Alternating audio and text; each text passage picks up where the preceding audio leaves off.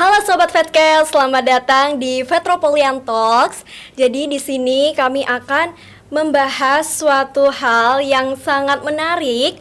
Di sini perkenalkan dulu, aku Kiki dari Universitas Airlangga, host kalian yang siap untuk ngobrol bareng tamu undangan kita kali ini yang santai aja tapi penuh insight.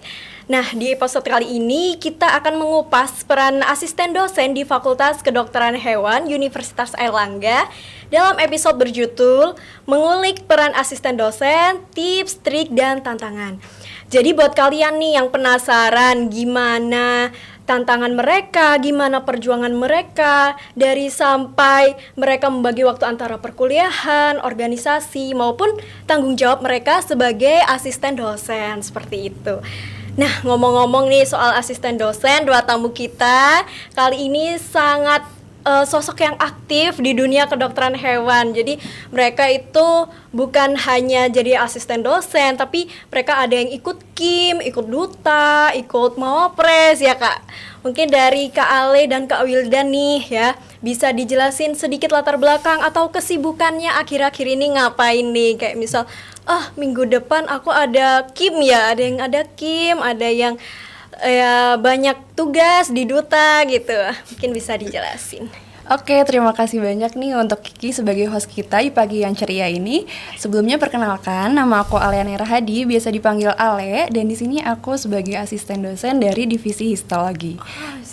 Ya, lalu untuk kesibukannya sebenarnya kalau akhir-akhir ini aku masih santai guys. Tapi kalau misalkan sebelumnya itu aku pernah mengikuti yang namanya mahasiswa berprestasi. Keren banget bareng ya. Wildan juga ya, kita betul. sama-sama berkompetisi di mahasiswa berprestasi saat itu tahun 2024 ya Wildan ya? Betul, tahun 2024. Ya.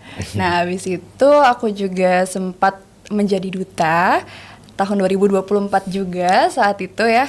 Dan itu merupakan pengalaman yang tak terlupakan dan juga merupakan kesempatan yang sangat sayang kalau aku lewati seperti itu.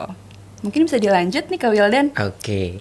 Nah, terima kasih juga kepada Kak Kiki telah memberikan kesempatan untuk hadir di podcast ini. Nah, kenalin semuanya, aku Wildan Abdul Farel.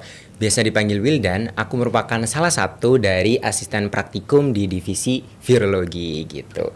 Nah, untuk kesibukannya mungkin akhir-akhir ini kan ada kompetisi KIM ya, kompetisi ilmiah. Ini merupakan salah satu kompetisi bergengsi di Universitas Airlangga, yaitu tentang kepenulisan ilmiah. Nah, sekarang aku lagi sibuk ini sih bikin draft-draft ilmiah gitu kan, sama dosen pembimbing juga gitu sih.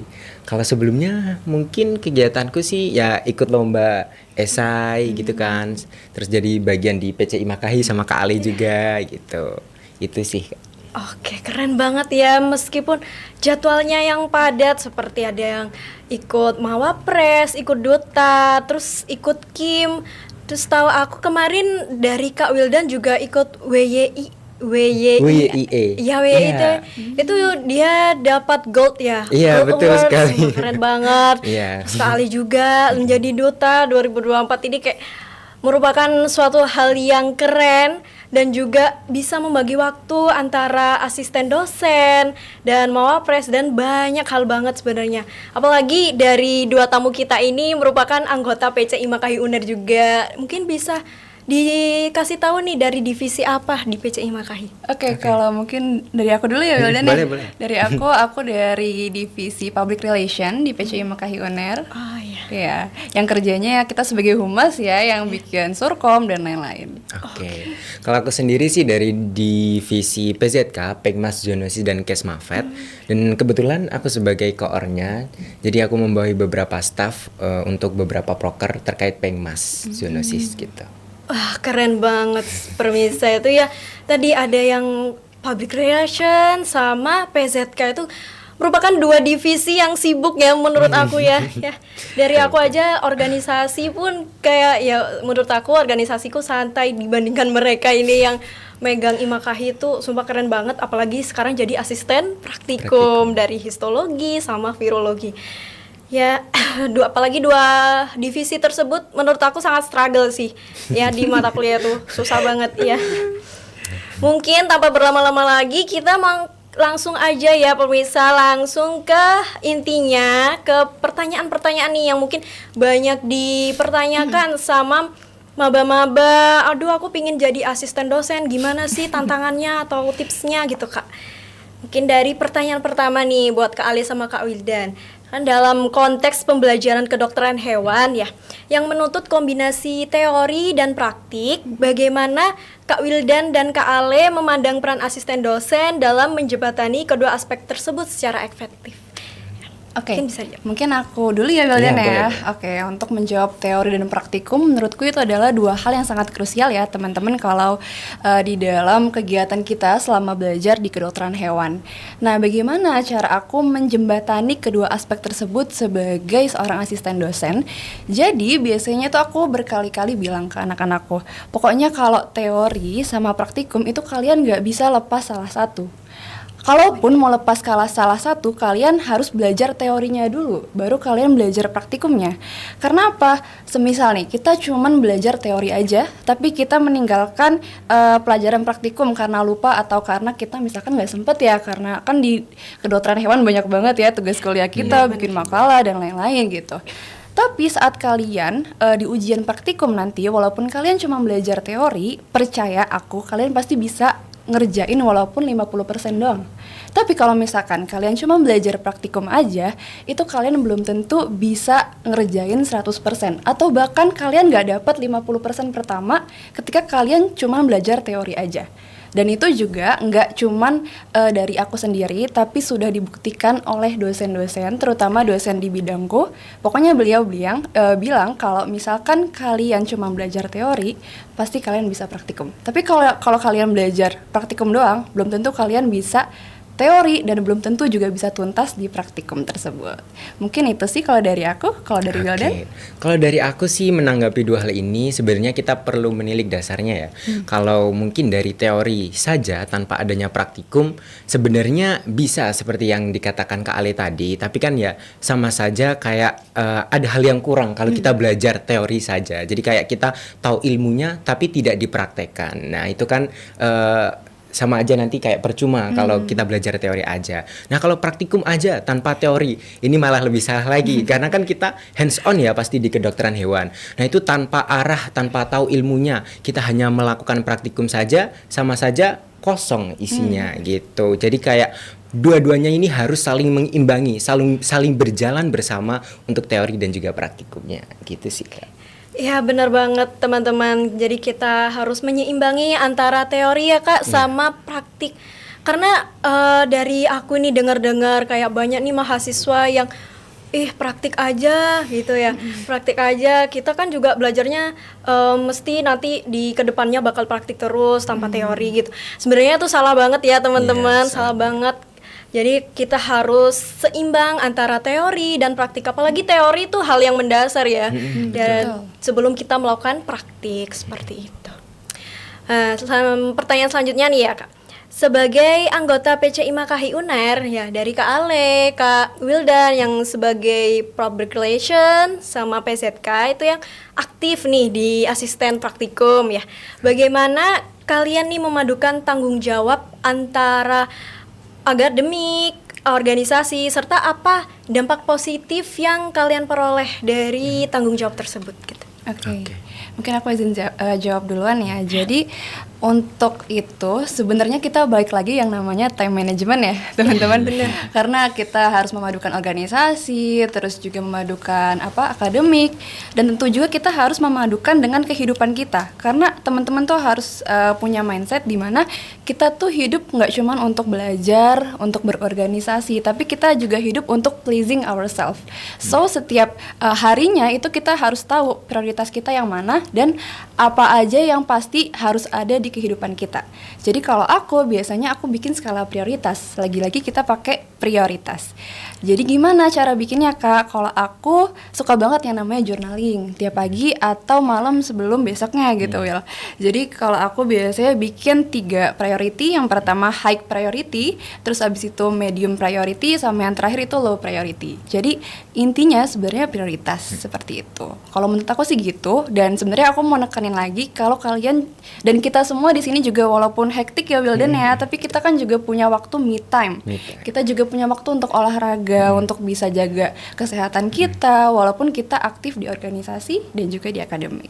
Oke, mungkin sekian sih dari aku. Nah, selain skala prioritas yang udah dijelasin Kak Ale, mungkin dari aku sendiri mengemban beberapa tanggung jawab itu sebenarnya yang harus kita tahu dan juga teman-teman tahu itu mengenali diri sendiri sebelum membuat skala prioritas dan lain sebagainya, ya kan? Jadi kayak kita tahu diri kita pinginnya di mana, kita passionnya di mana, dan juga nanti apakah jika kita mengambil tanggung jawab di beberapa mungkin kepanitiaan, di asisten praktikum dan lain sebagainya, apakah kita cocok dengan hal yang mau kita ambil. Jadi teman-teman perlu kenali diri kalian sendiri sebelum kalian mengambil beberapa tanggung jawab gitu sih. Jadi baru kita kenal, baru kita bikin skala prioritas mana yang lebih penting gitu. Kalau mungkin dampak positifnya juga ya tadi yang ditanyakan. Dampak positifnya sih menurut aku sebagai salah satu staff di PC Imakahi Unair, aku banyak dapat skill leadership gitu kan, karena aku juga memimpin gitu kan. Terus kita teamwork, bekerja bersama dalam mungkin mengemban proker, menjalankan tugas bersama dan kumpul bareng gitu. Jadi lebih banyak relasi juga, lebih bisa meningkatkan skill komunikasi dan juga leadership tadi gitu sih. Oke, keren banget ya. Mungkin dari pertanyaan yang aku tanya tuh sungguh menjawab banget. Dari kita ambil tanggung jawab, kita harus time management, mengenali diri sendiri, seperti itu. Terus kita dampak positifnya juga pun banyak ya, dari kita kenal banyak orang, terus relasinya banyak. Itu merupakan cukup hal yang berguna bagi kita, apalagi kalau jadi asisten dosen, apalagi ikut PC Imakahi. Betul. Gitu ya. Mungkin mahasiswa kedokteran hewan nih yang baru masuk, ayo ikut PC Imakahi. Dan asisten dosen.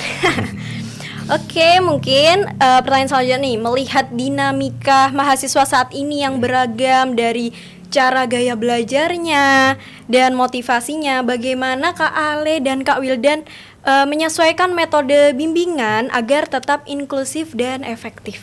Oke, mungkin kalau kita ngomongin tentang gaya belajar sekarang ya, ngomongin Gen Z mungkin ya. Gen Z sekarang kan gaya hidupnya tuh macam-macam ya, beragam-ragam gitu loh. Kadang ada nih anak yang dia tuh baru bisa belajar kalau nongki di kafe, misalkan gitu. Terus kalau enggak, dia udah belajar terus-terusan tapi dia selalu ngeluh karena dikit-dikit kita ngerasanya burn out. Kita stres kayak masih muda tapi banyak banget gitu tuntutan di dunia ini gitu. Nah, gimana sih cara aku bisa memanage hal itu dan bisa memotivasi anak-anak aku tuh biar kayak bisa, kalian tuh bisa, kalian juga nggak harus in rush, nggak harus burn out untuk bisa mempelajari apapun yang nanti aku sampaikan gitu. Kalau aku sendiri lagi-lagi dari awal sebelum kita mulai belajar, biasanya aku tuh keep on their mindset kayak tenang, misalkan histologi itu gampang atau virologi itu gampang kok gitu, gampang walaupun agak bohong gitu kayaknya ya. Tapi maksudnya hal itu tuh mau memproses mindset kita dari awal kalau aku tuh bisa, aku tuh capable gitu loh untuk bisa belajar hal itu. Terus kalau gaya belajar sebenarnya kalau ngomongnya kayak tadi misalkan gaya hidupnya Gen Z gitu-gitu yang sering keluar-keluar itu sih menurutku aku nggak bisa mengontrol. Tapi lagi-lagi menurutku yang paling penting dalam proses belajar itu adalah konsistensi. Karena seperti yang kita sering dengar kalau orang pintar itu kalah dengan orang yang rajin. Iya, jadi mau nggak mau kita harus konsisten untuk belajar histo maupun virologi. Mungkin kalau dari aku itu aja sih. Mungkin bisa Kak Wildan. Oke.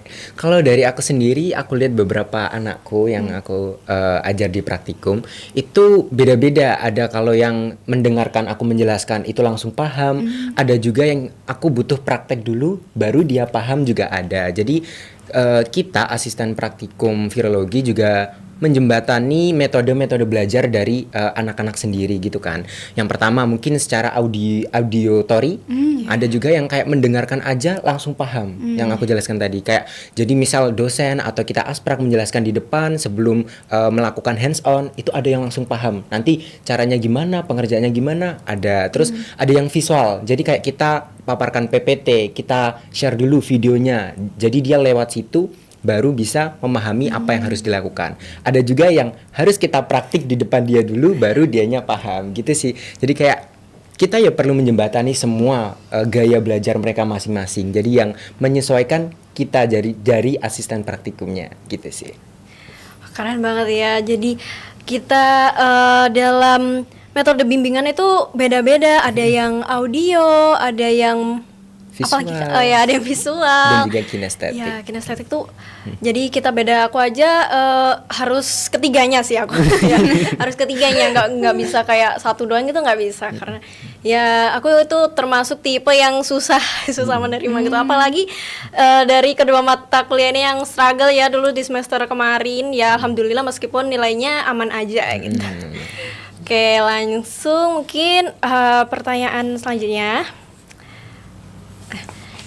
Dari nilai integritas, kayak inovasi dan kolaborasi itu kan merupakan inti nih dari Imakahi. Bisakah Kak Ale dan Kak Wildan berbagi contoh konkret bagaimana nilai-nilai tersebut dapat diaplikasikan dalam tugas asisten praktikum dalam kegiatan organisasi di Imakahi gitu? Oke. Mungkin kalau kolaborasi sebenarnya kalau Imakahi kita sangat collab ya. Sangat collab Maksudnya banget. kita tuh benar-benar erat gitu loh. Dan juga itu sebagai alasan kenapa aku mau bergabung menjadi anggota PC Imakahi ya, karena orang-orang itu sangat friendly, sangat merangkul, dan apapun yang kita lakukan tuh kita mau nggak mau harus kolaborasi. Misalkan kayak PZK Wildan punya proker namanya Prospektif ya. Ini sebagai promosi juga mungkin. Ya, Prospektif. Nah, habis itu aku tuh sebagai panitia juga. Jadi mau nggak mau aku walaupun public relation, aku harus berkolaborasi dengan anak-anak PZK. Gitu. Terus kalau misalkan ngomongin inovasi juga, ini sih kita selalu berinovasi ya Wildan ya di PCI Imakahi Goner. Maksudnya dari misalkan sekecil kita cuma rapat triwulan, di situ kan kita berbagi pendapat ya, dan anak-anak PCI Imakahi itu bener-bener yang saling support satu sama lain untuk bisa public speaking. Jadi kita mau nggak mau, yang misalkan aku sebenarnya tuh agak takut gitu loh kalau berbagi pendapat, tapi di sana aku ngerasa kayak aku disupport gitu, kayak pendapat kamu tuh matters gitu di situ. Jadi mau nggak mau akhirnya aku menyuarakan pendapat dan kita bisa berbagi inovasi seperti itu. Mungkin kalau nilai integritas lagi-lagi kan kita ngomongin tanggung jawab ya. Kalau integritas ya tanggung jawab ya, mau nggak mau kita harus bertanggung jawab sebagai PCI Imakahi maupun sebagai asisten praktikum itu sendiri, seperti itu. Mungkin bisa Wildan. Oke. Kalau dari aku sendiri, pertama yang tentang integritas ya. Jadi tanggung jawab, kembali lagi kita perlu kenal diri kita sebelum mengambil tanggung jawab itu tadi. Jadi kayak mungkin aku atau teman-teman perlu kenal diri dan juga baru bisa mengambil tanggung jawab apa yang sesuai dengan passion kalian. Kalau dari aku sendiri ambil PC Imakahi ya itu sih karena teman-teman pada friendly gitu kan, dari line up yang udah ada gitu kan kemarin. Lihat teman-temannya kayak wow, gacor-gacor juga nih teman-teman gitu. Jadi aku tertarik buat ikut Imakahi gitu kan. Lihat dari proker-prokernya sekarang gitu kan, ada yang seminar, ada yang kunjungan keluar Unair gitu kan, ada yang ke lokasi-lokasi yang dokter hewan banget gitu juga banyak gitu. Akhirnya aku memutuskan untuk ikut PC Imakahi gitu kan. Kalau diimplementasikan secara integritas ke asisten praktikum ya balik lagi aku juga mengambil tanggung jawab di virologi karena aku sendiri passion dan suka banget dengan virologi, dan kebetulan didukung dengan nilai dari mata kuliah virologi karena kan melalui beberapa seleksi juga kan kali dari histologi juga pasti ada gitu kan, ada wawancara lah, ada seleksi tes tulisnya, dari IPK kita juga dilihat dan juga pengalaman gitu. Terus kalau dari inovasi mungkin balik lagi kalau aku di PC Imakahi itu berinovasi dari beberapa proker. Jadi kita tidak sama dengan periode tahun lalu, dan aku mengembangkan lagi untuk PZK ada beberapa proker baru gitu kan. Salah satu contohnya ada yang Vet on Visit berjalan 2 tahun ini, yaitu semacam studi lapangan. Jadi kita menelisik atau melihat di perusahaan ayam, dan juga kita ada fun riding di stable kuda gitu. Terus kalau untuk kolaborasi, pastinya sih kolaborasi dengan beberapa departemen juga kan kali, ada dari histologi, dari parasit dan sebagainya juga banyak banget. Jadi kita kayak bertukar cerita nih, kayak cerita-cerita kalau di asprak histologi gimana sih gitu kan, kayak struggle-nya gimana kalau ngajar adik-adik yang ini gimana gitu kan. Jadi kayak kita saling bertukar cerita, kolaborasinya ya semacam itu sih gitu. Oke, keren banget ya. Dari proker-prokernya Imakahi pun aku juga pernah sering banget ikut. Ada yang keluar, contohnya kayak visi kemarin ya, itu aku ikut. Terus ya banyak banget proker yang keluar dan itu sangat menarik mahasiswa, maba, apalagi maba jangan lupa ikut juga ya prokernya. Jangan lupa ikut prokernya. Terus dari asisten praktikum juga itu banyak banget dampak positif yang diambil dari sebelumnya dari Imakahi itu sangat berkesinambungan menurut aku ya. Dan selain itu proker yang baru akhir ini apa ya Kak kira-kira yang mau Banyak sih PZK ya. PZK, iya Tapi PZK. PR juga ada sih. Iya, PR juga ada delegation. Delegation class, terus Fed on visit Fed on itu. visit, iya, betul. Terus kalau PZK ada apa, Wil? Iya, ada Fed on visit itu tadi. Fed on visit itu Iya. bareng ya kita ya? Iya, betul. Ada Sudah apa? Prospektif juga. Perspektif juga yang akan Ah. hadir. Ada Imakahi berprestasi juga. Iya, itu nanti kayak lomba esai dan juga opini gitu buat itu KMFK. itu baru ya Kak? Iya, proker barunya dari PZK juga gitu. Baru mungkin kalian harus ikutan ya Imapres ya nanti. Imapres. Terus perspektif itu juga baru ya? Dari tahun lalu sudah ada Oh, sebenarnya. dari tahun lalu ya, perspektif, Imapres ya betul. Kalian harus ikut pokoknya guys. Selanjutnya dalam menjalankan tugas asistensi nih, pernahkah Kak Wildan dan Kak Ale menghadapi dilema profesional dan etis ya? Jika iya, bagaimana cara kalian mengatasinya? Untuk kalau ngomongin profesionalisme ya dan etis tuh kita memang pastinya bisa banget struggle apalagi sebagai mahasiswa dan kita tuh terbilangnya masih awal ya, Iya, Wildan ya, masih jadi awal. asprak tuh masih awal-awal gitu. Terus kalau misalkan profesionalisme atau litas itu dari diri kita sendiri, kayak pastinya kadang kan kita ngerasa capek atau bisa aja kita burn out dengan kegiatan kita sendiri gitu. Tapi kita masih harus handle misalkan histologi atau virologi dan mau nggak mau karena kita sudah berkomitmen dari awal kita nggak bisa ngelepas tangan gitu aja. Jadi sebenarnya kalau mau membangun profesionalitas dari diri sendiri kita harus tanya lagi ke diri kita dari awal kita mau jadi asprak kenapa gitu. Kenapa kita pengen banget dulu jadi asprak dan sampai rela misalkan belajar 12 jam gitu kan setiap hari hanya untuk bisa dapat title ini gitu.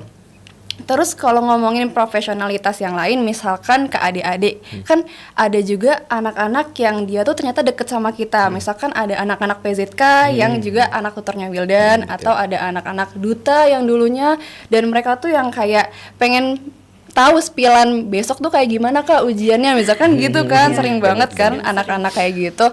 Tapi mau nggak mau kita harus yang tetap profesional, nggak bisa kita kayak karena kita deket kita kasih tahu gitu aja soal-soal yang akan ada besok ya, seperti itu mungkin kalau dari aku. Oke. Kalau dari dilema ya sebenarnya banyak. Tadi yang dijelaskan Kak Ale udah hampir semua dilema yang kita alami sebagai asisten praktikum. Mungkin ada satu lagi nih yang menarik. Aku tuh ada anak didik gitu kan. Kayak pas aku ngajar, itu dia tuh semangat banget. Tapi dia tuh saking semangatnya jadi ceroboh gitu kan. Jadi apa ya? Kayak aku kan dari asisten praktikum virologi itu yang bagian kecilnya atau mikronya kan. Nah itu kalau kita pegang preparat, pegang alat-alat laboratorium, ada yang semangat banget tapi dianya ceroboh gitu kan. Jadi kayak kita mau madamin semangatnya juga nggak boleh gitu kan, karena dia semangat belajar harus didukung, disupport. Tapi nah cerobohnya ini yang perlu kita batasin atau perlu kita redamkan gitu. Jadi kayak ya itu struggle sih menghadapi banyak-banyak ya sifat-sifat adik-adik ini gitu kan. Gitu sih. Terus kalau misalkan tadi cerobohnya tadi Wildan, mungkin kalau di mikroskop kan ada preparat gitu ya. Terus kalau misalkan jatuh itu kan Nah, itu. dosennya yang marah ke kita. Iya, Bukan ke bener. adik-adiknya, Iya, ke bener, kita bener, marahnya ke kita. gitu. Oke, tadi dari banyak ya, emang banyak bener, emang banyak nih yang nanya, Kak gimana soalnya, Iya, gimana bener, spill bener. dong Kak, gitu. Nggak boleh ya teman-teman nih yang nonton nih, nggak boleh dong. Kita juga harus tahu, kita harus sadar ya akan pertanyaan kita yang tanyakan ke asisten praktikum atau asisten dosen itu nggak boleh tahu, karena kita juga punya tanggung jawab, kita punya profesionalisme, etis dan lain sebagai halnya, dan itu tuh sangat krusial. Jadi kalian nggak boleh asal kayak tanya gitu. Mungkin iya tanya nggak apa-apa soal materi, tapi jangan sampai ke soal-soalnya atau spill gitu ya. Agak dikurangin ya teman-teman. Terus mungkin terakhir nih bisa ke Kak Ale dan Kak Wildan beri motivasi atau pesan khusus bagi mahasiswa FKH mungkin yang lagi semester berapa ya nih? Semester 3 ya Semester berarti? 3. Ya semester 3 ataupun semester sebelumnya nih, semester 1 atau 2 yang mau jadi asisten praktikum, asisten dosen. Bisa yang di apa ya, dimotivasi gitu mungkin biar teman-teman juga mau semangat untuk daftar di asisten praktikum dan dosen. Dan mungkin apa saja yang harus dipersiapkan kayak gitu. Oke. Jadi motivasi dan tipsnya gitu ya Kak? Ya, tips dan trik. Oke, mungkin kalau dari motivasi lagi-lagi kayak yang dibilang sama Wildan, kita harus tahu diri kita sendiri kan ya Will. Kita maunya apa sih, passion kita di mana. Misalkan kayak sekarang kita menjadi asprak histo dan Viro pun agak nggak nyangka ya kadang kayak kok bisa ya kita di situ. Soalnya kadang kita juga ngerasa aduh susah banget gitu walaupun sudah jadi asprak. Jadi kalau dulu sih aku melihat bagaimana ketika orang-orang tuh struggle, tapi aku tuh merasa comfortable gitu. Jadi saat kita merasa comfortable di saat orang-orang struggle, itu bukan berarti kita kayak paling wah, tapi berarti di situ kamu udah ada clue, oh kamu bisanya di sini loh gitu. Kamu bisanya di sini, nanti kamu juga harus punya semangat untuk bisa mendaftar gitu menjadi asisten praktikum seperti itu. Dan banyak ya kalau di FKH ya Wildan, nggak cuma virologi dan histologi, tapi juga ada parasitologi, ada patologi, ada farmasi dan lain-lain. Itu kalian bisa pilih guys, tapi lagi-lagi kalian harus tahu niat kalian tuh apa. Jangan mau jadi asdos atau asprak karena pengen dapat title, pengen deket sama dosen, atau pengen dilihat lebih wah gitu.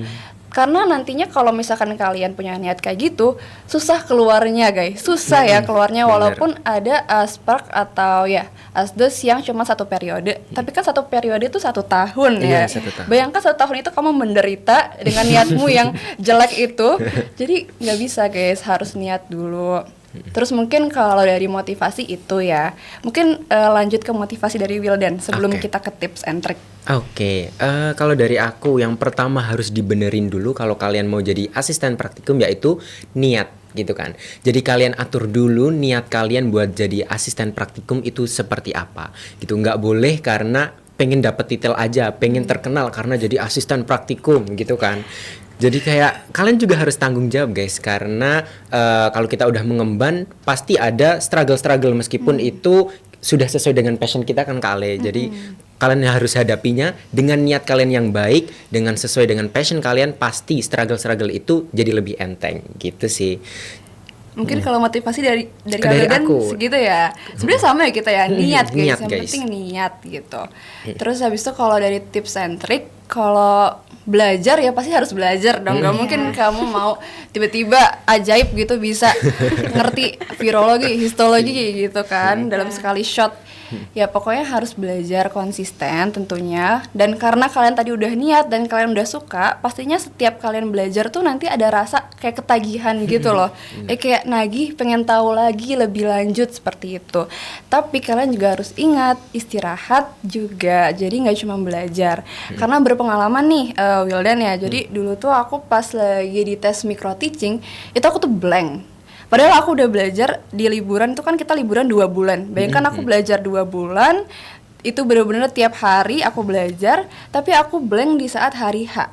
Dan itu pas aku ngeliat kenapa ya, faktornya kan bertanya-tanya gitu. Itu karena aku gak istirahat, karena aku tidur tuh jam 11, jam 12 gitu. Karena terlalu in rush, terlalu pressure diri aku untuk harus perfect.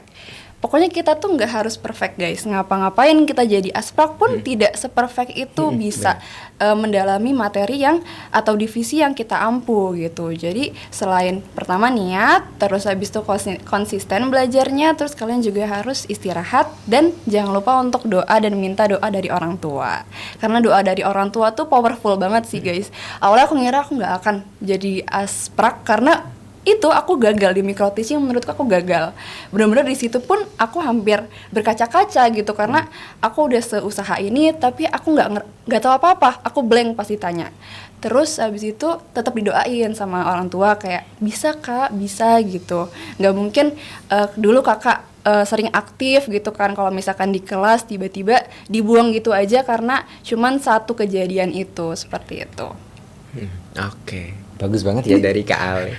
Kalau dari aku tips and triknya, mungkin kalau ingin masuk beberapa departemen atau divisi di asisten praktikum, yang pertama kalian perlu kenali departemen itu sendiri. Jadi kayak kita kan pasti beda-beda. Mungkin dari Kak Ale yang histologi, aku yang virologi, itu beda aturan dan juga beda seleksi juga kan Kak Ale gitu.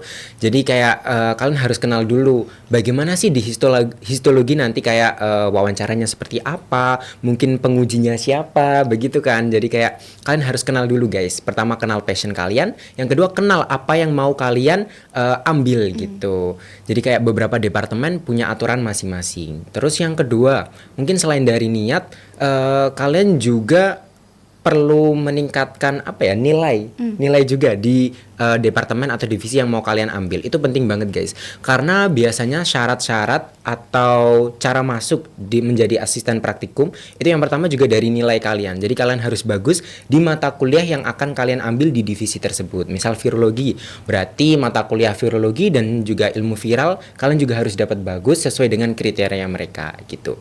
Terus dari IPK juga mungkin menentukan juga kan Kak Ale, dari IPK kalian dilihat selama beberapa semester. Misal kalian sekarang semester 3, jadi kayak semester 1, 2, dan juga 3 kalian seperti apa? Apakah naik statistiknya, apakah turun?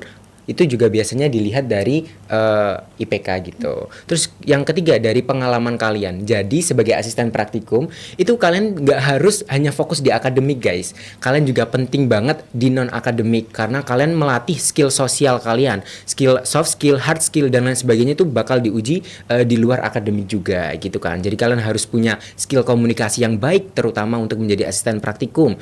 Biasanya kayak tambahan untuk skill bahasa asing gitu, skill time management waktu, skill teamworknya juga dihitung juga nanti waktu seleksi gitu sih. Jadi kalian harus memahami kriteria-kriteria yang mau diambil dari departemen tersebut gitu.